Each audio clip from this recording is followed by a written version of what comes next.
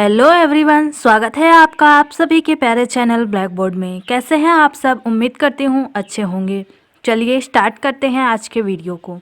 आज हम डिस्कस करेंगे हिंदी साहित्य। हिंदी साहित्य एक ऐसा टॉपिक है जो बहुत ही इम्पोर्टेंट है और हिंदी साहित्य का विस्तार इतना है कि जिसे पढ़ना संभव नहीं है। फिर भी मैंने उन सभी टॉपिक्स को कवर किया है जो एग्ज़ाम के पॉइंट ऑफ व्यू से बहुत इम्पॉर्टेंट हैं और प्रीवियस ईयर में कहीं ना कहीं पूछे गए हैं। तो चलिए बिना देरी के स्टार्ट करते हैं वीडियो को। हिंदी साहित्य को 4 भागों में बांटा गया है। ये 4 भाग कौन कौन से हैं? आदिकाल, भक्तिकाल, रीतिकाल और आधुनिक काल। ये जो फ्रेंड्स इसका सन लिखा हुआ है ये रामचंद्र शुक्ल के अनुसार है। किसके अनुसार है? रामचंद्र शुक्ल के अनुसार, क्योंकि इसके सन में बहुत कन्फ्यूज़न होती है तो इसलिए मैंने रामचंद्र शुक्ल के अनुसार वाला लिया है जो ज़्यादा पूछा जाता है। तो इन्हें आप लोग अच्छे से पढ़ लीजिएगा, यही ज़्यादा पूछा जाता है एग्ज़ाम में।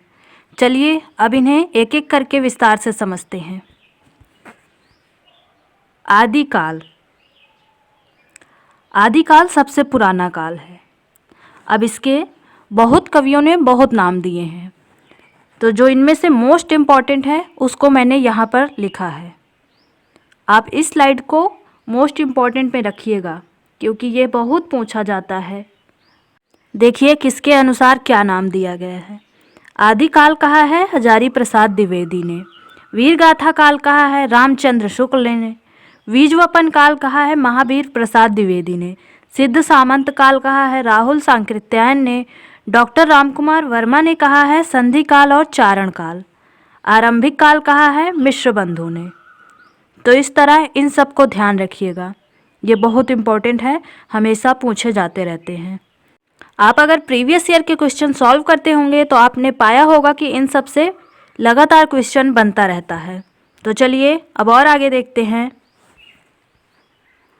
अब आदिकाल के प्रमुख कवियों के बारे में जानते हैं जो मोस्ट इम्पॉर्टेंट हैं और अधिकतर पूछे जाते रहते हैं। अमीर खुसरो, इनका मूल नाम क्या था? अब्दुल हसन यमीनुद्दीन खुसरो। क्या है? अब्दुल हसन यमीनुद्दीन खुसरो। इनके गुरु हैं निज़ामुद्दीन औलिया और ये वाले पॉइंट मोस्ट इम्पॉर्टेंट है। खड़ी बोली के प्रथम कवि माने जाते हैं अमीर खुसरो। इनकी रचना है खालिक बारी, दो सुखने, मुकरियाँ, गज़ल और इन्हें तूतिए हिंद भी कहा जाता है, ये तो आपको पता होगा। ये इन सब के जनक भी हैं, मुकरियाँ, गज़ल इन सब के जनक भी हैं। अगले कवि हैं चंदवरदाई। इनकी रचना है पृथ्वीराज रासो जो 69 समय में विभाजित है। ध्यान रखिएगा कितने समय में? 69। अब आप सोच रहे होंगे ये समय क्या है? समय जैसे हमारी बुक में पाठ होता है ना, उसी तरह उसमें समय है, तो वह समय में विभाजित है, यानी इसमें 69 पाठ है। लेकिन पाठ को पाठ नहीं कहा गया, समय कहा गया है, तो यह चीज़ ध्यान रखिएगा। और यह वीर रस प्रधान महाकाव्य है और इसे हिंदी साहित्य का प्रथम महाकाव्य भी माना जाता है। किसके अनुसार माना जाता है? रामचंद्र शुक्ल के अनुसार। आपसे क्वेश्चन पूछा गया रामचंद्र शुक्ल के अनुसार हिंदी साहित्य का प्रथम महाकाव्य कौन सा है, तो कौन सा है? पृथ्वीराज रासो। ध्यान रखिएगा। अगला देखिए, अगला है विद्यापति। विद्यापति की उपाधि है मैथिल कोकिल अभिनव जयदेव। मैथिल कोकिल बहुत ज़्यादा पूछी जाती है, इसे ध्यान रखिएगा। इनकी रचना है कीर्तिलता, कीर्ति पताका, विद्यापति पदावली, पुरुष परीक्षा। अब आपको अभी यहाँ पर विद्यापति पदावली तो लिख दिया गया है, लेकिन एग्ज़ाम में आएगा तो ये विद्यापति पदावली नहीं रहेगा, सिर्फ पदावली रहेगा। ध्यान रखिएगा। विद्यापति को मैथिल कोकिल क्यों कहा जाता है? ये जो इनकी पदावली है इसकी भाषा मैथिली थी और यह इतनी फेमस हुई इसलिए इन्हें मैथिल कोकिल कहा जाने लगा। ये बहुत फेमस है, इसे ज़रूर ध्यान रखिएगा। कीर्तिलता और कीर्ति पताका की भाषा है अवहट्ट। क्या है? अवहट्ट है। इस तरह ध्यान रखिएगा, कभी कभी भाषा भी पूछ लिया जाता है, ध्यान रखिएगा। अगला देखिए, अगला है नरपति नाल। इनकी रचना है बीसल देव रासो। बीसल देव रासो जो है एकमात्र रासो ग्रंथ जो श्रृंगार रस प्रधान काव्य है। बीसल देव रासो के बारे में यह विशेष उपलब्धि है, इसे ध्यान रखिएगा। आपसे क्वेश्चन पूछा गया कि एकमात्र रासो ग्रंथ जो श्रृंगार रस प्रधान है उसका नाम बताइए, तो वह कौन सा है? बीसलदेव रासो। और इसके रचनाकार हैं नरपति नाल, जगनिक परमाल रासो।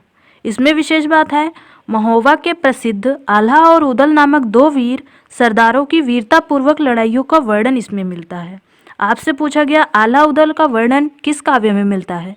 तो परमाल रासों में मिलता है। इस तरह ध्यान रखिएगा। अगला देखिए, अगला है भक्ति काल। भक्ति काल में कुछ प्रमुख संप्रदाय हैं जो बहुत ज़्यादा पूछे जाते हैं, तो चलिए इन्हें जानते हैं। श्री संप्रदाय, इसके प्रवर्तक हैं रामानुजाचार्य और इसका जो वाद है वह विशिष्टाद्वैतवाद है। इसे भी ध्यान रखिएगा, ये तीनों चीज़ बहुत इंपॉर्टेंट है। अब इसके लिए ट्रिक क्या है, देखिए। श्री राम विशिष्ट थे, श्री से हो गया श्री संप्रदाय, राम से हो गया रामानुजाचार्य, विशिष्ट से हो गया विशिष्टाद्वैतवाद। अगला है स्मार्त संप्रदाय, जिसके प्रवर्तक हैं शंकराचार्य और इनका वाद है अद्वैतवाद। अब इसके लिए ट्रिक देखिए, स्मार्ट शंकर की अदा। ट्रिक आप लोग अपनी कॉपी में नोट कर लीजिएगा। क्या ट्रिक है? स्मार्ट शंकर की अदा। स्मार्ट से हो गया स्मार्त संप्रदाय, शंकर से हो गया शंकराचार्य, अदा से हो गया अद्वैतवाद। इस तरह ध्यान रखिएगा। ब्रह्म संप्रदाय के प्रवर्तक हैं मध्वाचार्य और इनका वाद है द्वैतवाद। इसके लिए ट्रिक है ब्रह्मा माधव दे। ब्रह्मा माधव दे, ब्रह्मा से हो गया ब्रह्म संप्रदाय, माधव से हो गया मध्वाचार्य, द्वै से हो गया द्वैतवाद। सनकादि संप्रदाय, इसके प्रवर्तक हैं निम्बर्काचार्य और इसका वाद है द्वैताद्वैतवाद। इसके लिए क्या ट्रिक है? सनक नीम दे दे। सनक से हो गया संकादि संप्रदाय, नीम से हो गया निम्बकाचार्य और द्वैदय से हो गया द्वैताद्वैतवाद। इस तरह ध्यान रखिएगा, ये बहुत इंपॉर्टेंट हैं, ध्यान रखिएगा। अगला देखिए, अगला है भक्ति काल का विभाजन। अब आपसे भक्ति काल का विभाजन पूछ लिया गया तो आप कैसे करेंगे? देखिए, भक्ति काल को पहले दो भागों में बांटा गया है, निर्गुण भक्ति, सगुण भक्ति। अब निर्गुण भक्ति को भी दो भागों में बांटा गया है। कौन कौन सा? ज्ञानाश्रयी है एक भाग और दूसरा है प्रेमाश्रयी। ज्ञानाश्रयी को संत साहित्य कहा जाता है, प्रेमाश्रयी को सूफी साहित्य कहा जाता है। ज्ञानाश्रयी के मुख्य कवि हैं कबीर दास जी और प्रेमाश्रयी के मुख्य कवि हैं मलिक मोहम्मद जायसी।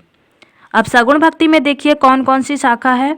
कृष्णाश्रयी शाखा है और रामाश्रयी शाखा है। कृष्णाश्रयी में कृष्ण जी की महिमा का गान किया गया है और रामाश्रयी में राम जी की महिमा का वर्णन किया गया है। और कृष्णाश्रयी के प्रमुख कवि हैं सूरदास, रामाश्रयी के प्रमुख कवि हैं तुलसीदास। इन सबको ध्यान रखिएगा। चलिए अब इन सब के बारे में जानते हैं, इनकी रचनाएं कौन कौन सी हैं। कबीर दास, इनकी रचना है बीजक। बीजक को तीन भागों में बांटा गया है। कौन कौन सा? साखी, सबद, रमैनी। ध्यान रखिएगा। इनकी भाषा है सधुक्कड़ी, पंचमेल, खिचड़ी। कभी कभी आपसे इनकी भाषा भी पूछ लिया जाता है। अगले कवि हैं सूरदास। सूरदास जी की रचना है सूरसागर, सूरसारावली, साहित्य लहरी। इनकी उपाधि है वात्सल्य रस का सम्राट। वात्सल्य रस का सम्राट इन्हें क्यों कहा जाता है? कृष्ण जी की बाल लीलाओं का वर्णन करने के लिए इन्हें वात्सल्य रस का सम्राट कहा जाता है। खंजन नयन, द्रुपद के जन्मदाता, पुष्टि मार्ग का जहाज, यह सब इन्हें कहा जाता है और ये अष्टछाप के प्रमुख कवि हैं, यह भी ध्यान रखिएगा। अगला देखिए, अगले कवि हैं तुलसीदास जी। इनकी रचना है, इनकी कुल 12 रचनाएं हैं, ध्यान रखिएगा और सभी इम्पॉर्टेंट है। जो मोस्ट इम्पॉर्टेंट है वो मैंने यहाँ पर लिख दी है, तो आप लोग इसे ज़रूर याद कर लीजिएगा। बरवे रामायण, रामलला नैछू, दोहावली, कवितावली, कृष्ण गीतावली, पार्वती मंगल, जानकी मंगल, वैराग्य संदीपनी, विनय पत्रिका, हनुमान बाहुक, रामचरितमानस, रामाज्ञा प्रश्न। तो ये सब इनकी बहुत इम्पॉर्टेंट रचनाएं हैं। इसमें जो ये कृष्ण गीतावली है यह सूरदास जी के कहने पर इन्होंने रची थी, इसे भी ध्यान रखिएगा। किसके कहने पर रची थी? सूरदास जी के कहने पर रची थी। अगला देखिए, अगले कवि हैं मलिक मोहम्मद जायसी। इनकी रचना है पद्मावत, अखरावट, आखिरी कलाम। ये तीनों मोस्ट इम्पॉर्टेंट हैं, तीनों को ध्यान रखिएगा। पद्मावत में नागमती का वियोग वर्णन है। आपसे क्वेश्चन पूछा गया कि नागमती का वियोग वर्णन किस ग्रंथ में है, तो पद्मावत में है, ध्यान रखिएगा। अगला देखिए, भक्ति काल के कुछ और प्रमुख कवि हैं। मीराबाई, इनकी रचना है नरसिंह जी का मायरा, गीत गोविंद का टीका, राग सोरठा के पद, मलार राग। इनके गुरु हैं रैदास। इनके गुरु भी बहुत पूछा जाता है, ध्यान रखिएगा। रैदास जी इनके गुरु हैं। रसखान की रचना है प्रेम वाटिका, दान लीला, सुजान रसखान, तो इन्हें भी ध्यान रखिएगा। अगला देखिए, अगले कवि हैं नाभादास। इनकी रचना है अष्टयाम। इनकी विशेषता है, देखिए, भक्तमाल परंपरा के ये जनक हैं। ये वाला बहुत इम्पॉर्टेंट है, लगातार पूछा जाता रहता है, तो इसे भी ध्यान रखिएगा। अगले कवि हैं सुंदरदास। इनकी रचना है ज्ञान समुद्र सुंदर विलास। इनकी रचना तो उतनी इम्पॉर्टेंट नहीं है, लेकिन ये वाला पॉइंट मोस्ट इम्पॉर्टेंट है, क्योंकि ये भक्ति काल के कवियों में एकमात्र पढ़े लिखे कवि हैं। इसे जरूर ध्यान रखिएगा। अगला देखिए, अगला है रीतिकाल।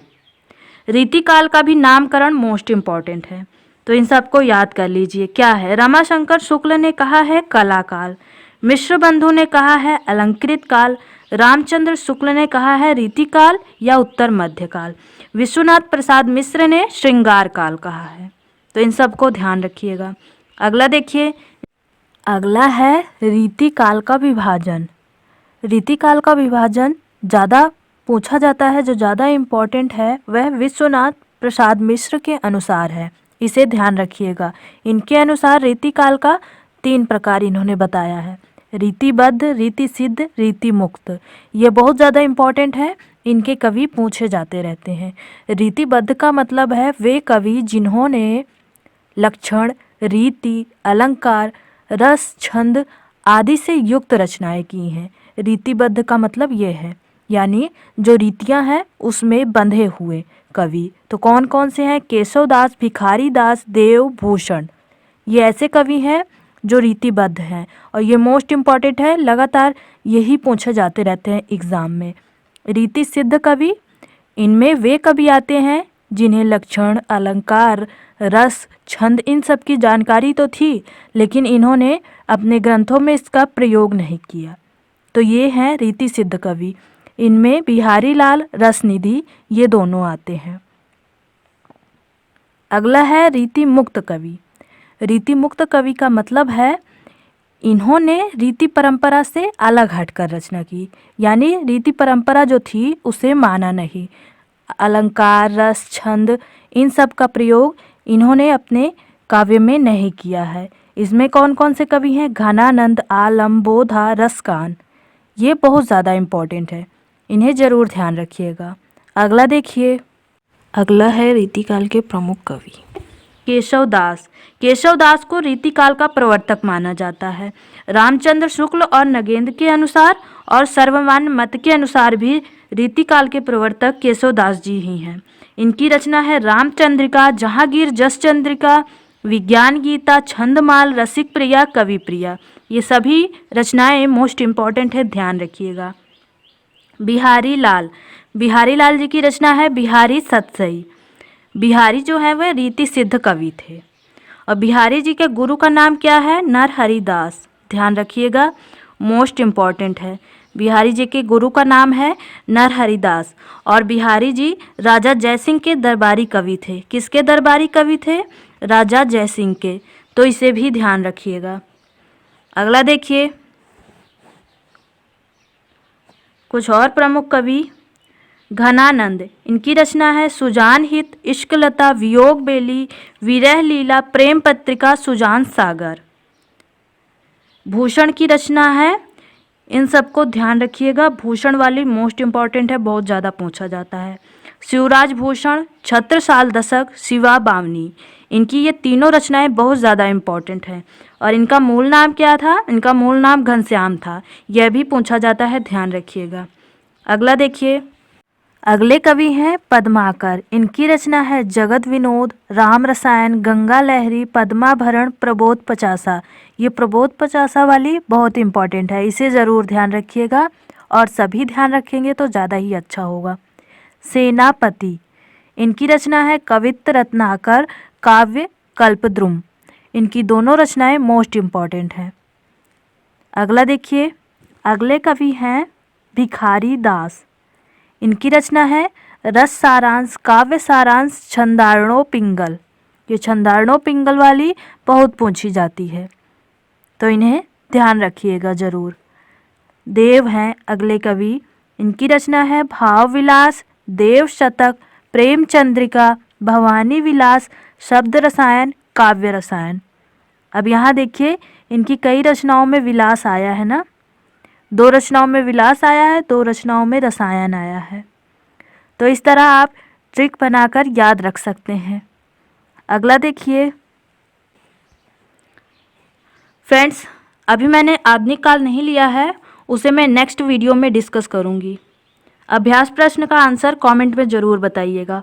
क्या है प्रश्न? बिहारी लाल के गुरु का नाम क्या था? इनमें से कौन है जो बिहारी लाल के गुरु हैं? इसका आंसर कमेंट सेक्शन में ज़रूर बताइएगा। वीडियो कैसे लगा यह भी बताइएगा। वीडियो पसंद आए तो वीडियो को लाइक कीजिए, अपने दोस्तों के साथ शेयर कीजिए और ऐसे ही इंटरेस्टिंग वीडियोस देखने के लिए चैनल को ज़रूर सब्सक्राइब कीजिए। Thank you friends.